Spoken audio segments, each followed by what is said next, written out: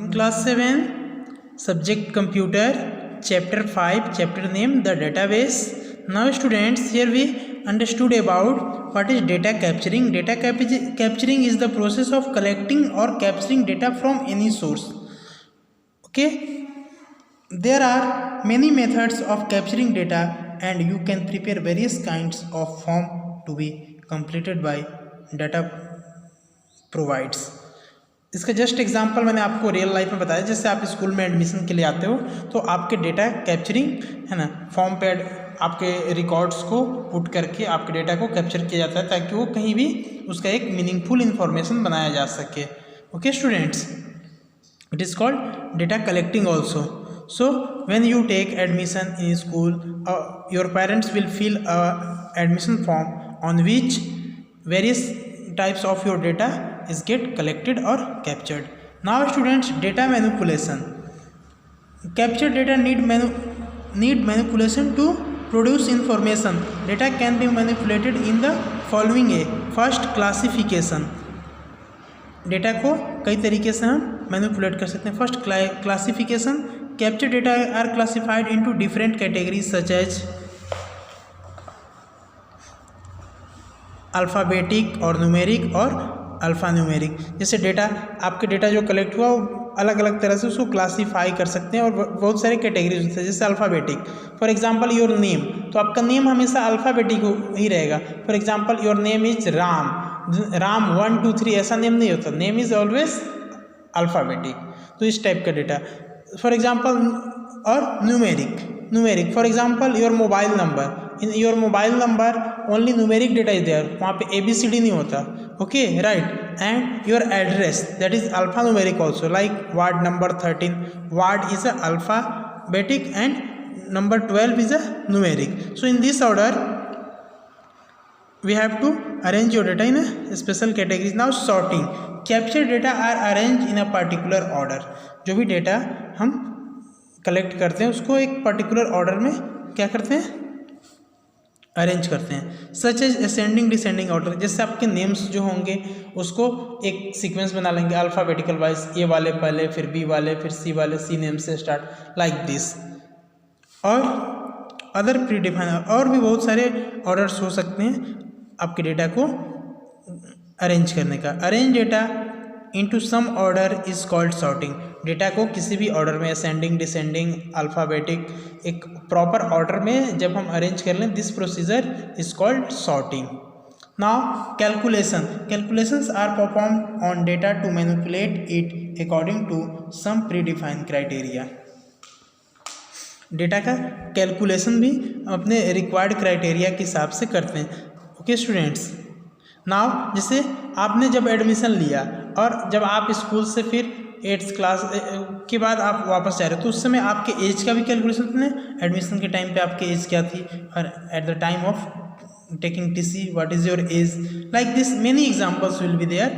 Okay, जैसे आपने bank में ही पैसा जमा किया तो आपके डिपॉजिट के टाइम पे क्या था और जब आपने विड्रॉ किया, तो अलग अलग डिफरेंट टाइप्स के कैलकुलेशंस यहाँ पे हो सकते हैं डेटा पे.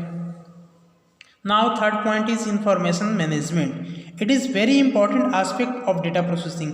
कोई भी डेटा मीनिंगफुल तभी होता है जब उस डेटा का कलेक्ट करके इंफॉर्मेशन निकाला जाता है.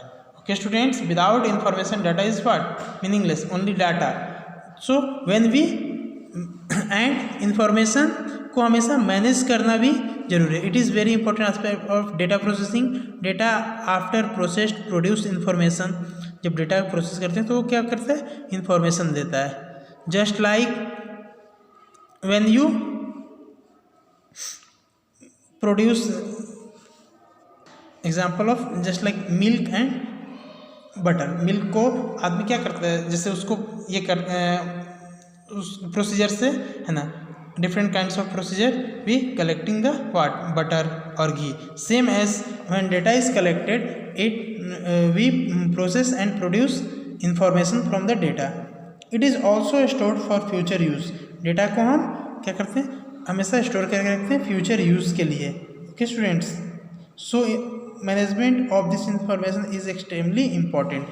तो जो भी इंफॉर्मेशन है उसको मैनेज करना काफ़ी इंपॉर्टेंट है। नाउ द डेटाबेस का मैंने प्रीवियस वीडियो में एग्जांपल बताया था। See a collection of related tables with data is called database.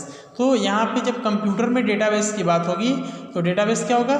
Database is a collection of related tables, बहुत सारे टेबल्स होंगे डिफरेंट पर्पस के लिए, that is with data is called database. For example your school has many classes, each classes has teachers student. जैसे school में क्या है, बहुत सारे क्लासेस हैं और एक क्लासेस में बहुत सारे टीचर हैं, स्टूडेंट्स हैं।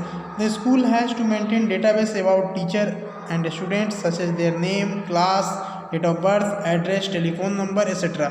तो अगर डेटाबेस बनाएंगे तो हम एक टीचर का अलग टेबल में बनाएंगे। टीचर के क्या है, टीचर का नेम, एड्रेस, मोबाइल नंबर, फिर उसके बाद टीचर का बेसिक इन्फॉर्मेशन, फिर टीचर के सैलरी के रिगार्डिंग इन्फॉर्मेशन, फिर टीचर का एक जो सब्जेक्ट वाइज डिटेल होगा उसके रिगार्डिंग। ओके स्टूडेंट्स, अटेंडेंस का एक अलग बनेगा। तो ऐसे करके बहुत सारे स्टूडेंट्स के भी वैसे ही बनेंगे, है ना, बहुत सारे टेबल्स उनके।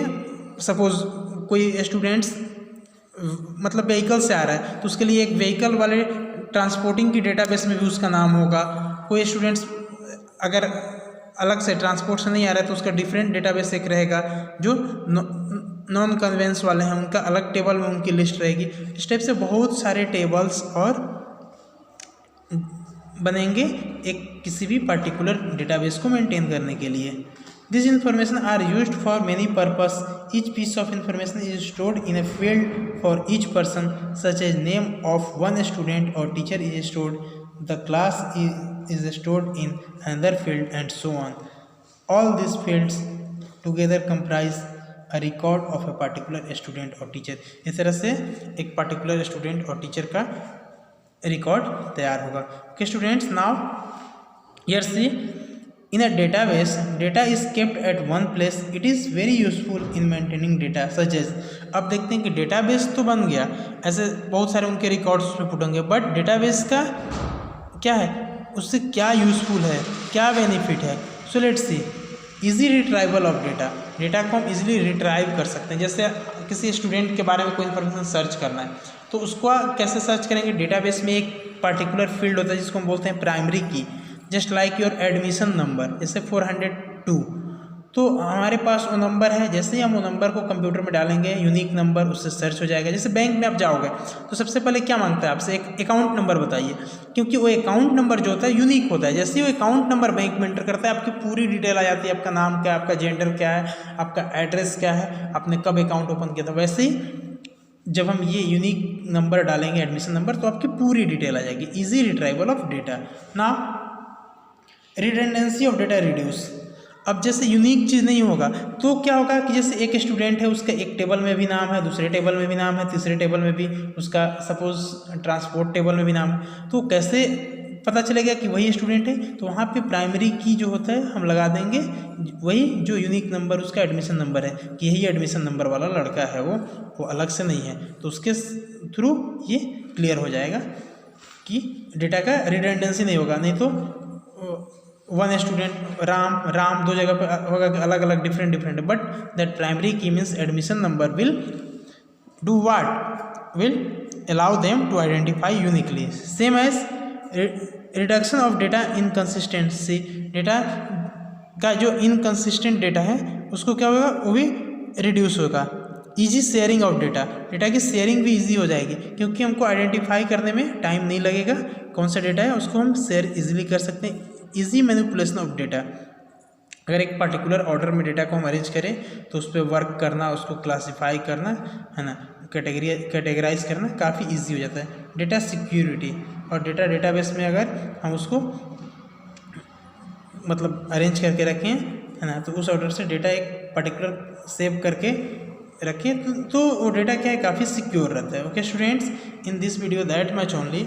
Now we will see component of database in the next video. Okay, thank you.